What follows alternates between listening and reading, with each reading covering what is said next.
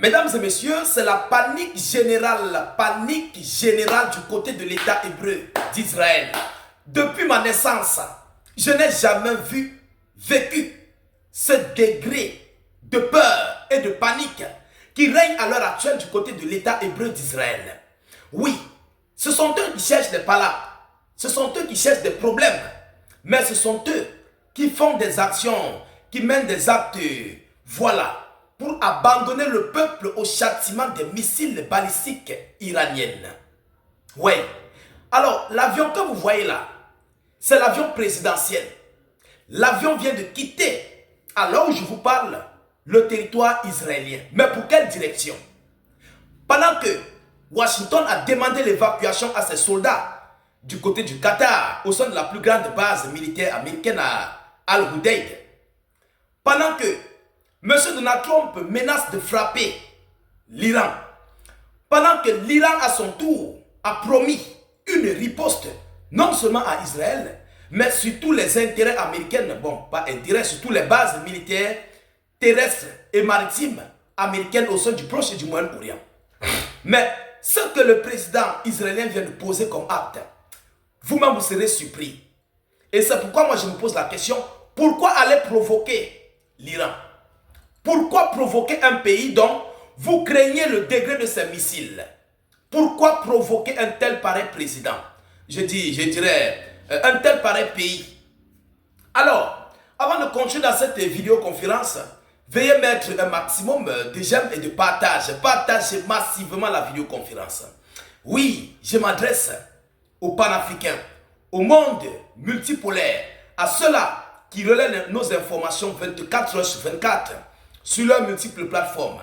Partagez massivement la vidéoconférence. C'est chez État d'urgence et nulle part ailleurs. État d'urgence YouTube comme Facebook. Voilà, de quoi s'agit-il? Je veux voir vos abonnements. Abonnez-vous, hein, parce qu'au niveau où nous sommes en train d'aller là, ça va chauffer maintenant. On nous dit quoi? L'avion présidentiel israélien Wind of Zion a atterri sur l'île grecque. Sur l'île grecque de Crète. L'avion présidentiel. Et le média nous fait savoir quoi? Mesdames, mesdemoiselles et messieurs, c'est le même territoire, c'est le même pays de l'Europe. Même Netanyahou va souvent là-bas pour s'abriter et puis coordonner les opérations contre l'Iran. Vous comprenez? Écoutez ce que l'on nous dit. Comme indiqué précédemment, lors des 3 dernières attaques israéliennes contre l'Iran, Wind of Zion, je vous l'ai dit, s'était également rendu en Grèce. Donc, lorsque vous voyez cet avion-là, au temps des hostilités, bien sûr, lorsque ça chauffe comme ça entre Israël et l'Iran, lorsque vous voyez cet avion-là se rendre déjà en Grèce, sachez qu'à bord de cet avion, il y a le président, son épouse, sa famille, ses proches, ses gardes, et parfois même M. Benjamin Netanyahou, mais lui, il reste parce que c'est le chef des opérations. Parfois, il reste, il a le bon cœur. Mais quand ça chauffe là, lui-même, ouais, il met dedans. Et c'est en Grèce qu'il part s'abriter. Alors, ce qui revient à dire quoi? Ce qui revient à dire que par rapport à cette situation, l'opération est bel et bien en cours. Et elle aura bel et bien lieu. Il n'y a plus d'illusion à ça. Parce que tous les signaux des frappes de ces opérations américaines et israéliennes de l'OTAN contre l'Iran sont déjà pleins. Ils ont déjà atteint leurs yeux. Vous comprenez? Ils ont déjà battu leur plafond. Tous les signaux sont là. Maintenant, il reste juste à observer les mouvements des bâtiments de guerre américains. Les mouvements des avions de combat américains. Voilà les seules dernières choses qu'il reste à observer. Les seules dernières choses. Vous comprenez? Alors, on ne sait pas pourquoi ils fuient. Ou c'est parce que eux, ils veulent frapper sur l'Iran.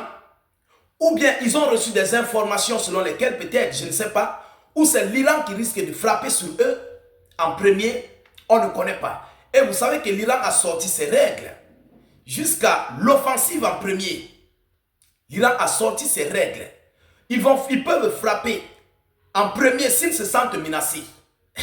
S'ils se sentent menacés. L'Iran a sorti ses règles là. On a dû en parler ici. Alors, est-ce que c'est pour ça qu'il est en train de quitter? c'est l'avion présidentiel. Il part où? Vous allez abandonner le peuple avec qui?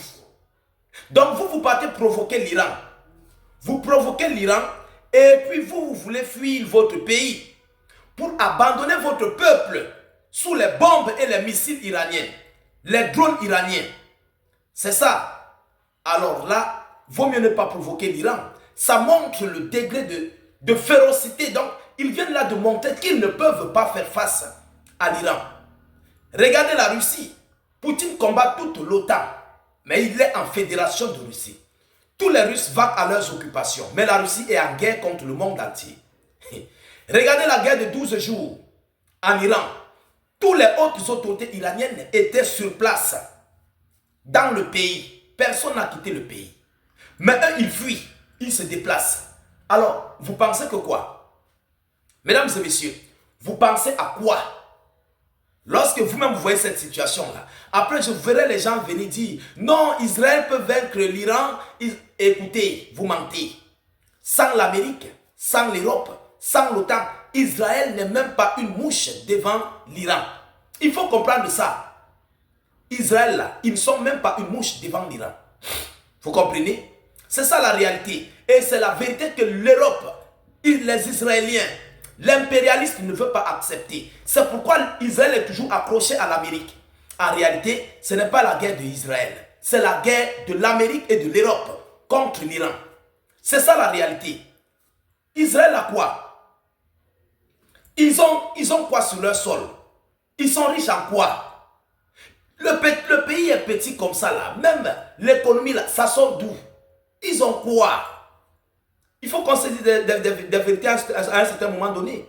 C'est l'Amérique, les industries militaires américaines et européennes qui investissent sur le sol israélien. Il faut qu'on se dise des vérités. Israël a quoi? Ils ont quoi? Le pays est d'abord combien pour implanter je ne sais même pas, pour avoir ce qu'ils veulent. Ils ont quoi? Mesdames et messieurs, ils fabriquent quoi?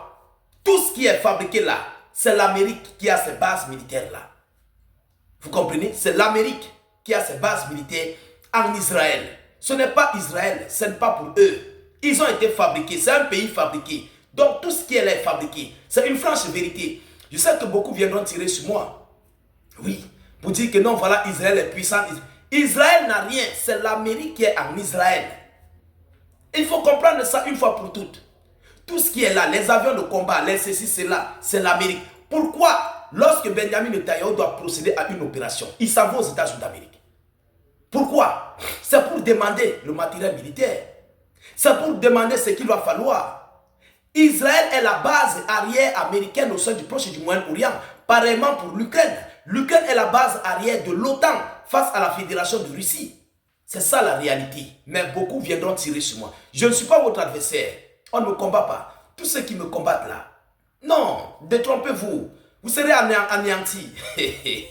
Je sais de quoi je parle. Il y a certaines personnes qu'on ne combat pas. Mesdames et messieurs.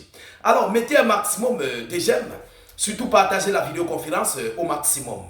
Je vous en prie de vous abonner massivement.